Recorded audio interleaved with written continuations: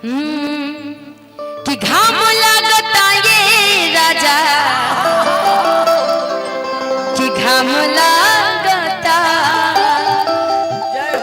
खाई का रे ऐसा ने जैसे कि इन्होंने बोला है कि तोरे जैसन मेहरारू कहतिया तो इनके जैसन पति जन बेदर्दा बनन बा पत्नी के छोड़ के चैत के महीना में आई देखत नहीं सब लड़कियन सबके साथ में फेड़ा में पड़ल बड़े। अरे तो हम कृष्ण हैं तो हमहु बन जेम तो फिर रोए लगब ना हम ना रो तो कहीं रहबो बाकी याद हमरे आई।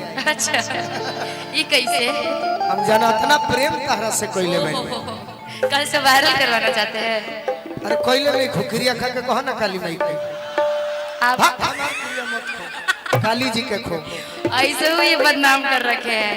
ये कहीं आए या ना आए लोग हमसे पूछते हैं काप जी निशा जी आपके गोलू जी अभी तक नहीं हलो हलो पहुंचे। करता है बीच में क्या बात सुन लो कौन हलो हलो बीच में कर ले हैं गाड़ी सुन बका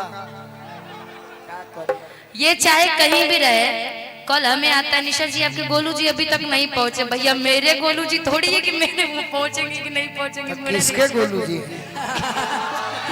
गोलू जी इधर है देखिए अभी आप क्या बोले कृष्ण है तो फिर आप सिर्फ मेरे थोड़ी हो सब। अरे यार भले कृष्ण की गोपियां हो जाए लेकिन कृष्ण का प्यार सिर्फ राधा से था क्या भाई नहीं लेकिन ये कलयुग वाली राधा है आपको होना तो सिर्फ मेरा सबका नहीं होने देंगे। ठीक बना हो तो मेरा नहीं तो किसी का नहीं ना जी नहीं तो सबका हो जाओ मेरा ना नहीं हो ना हो ना हो पक्का नो ना हो एक बार ताली बजा लीजिएगी।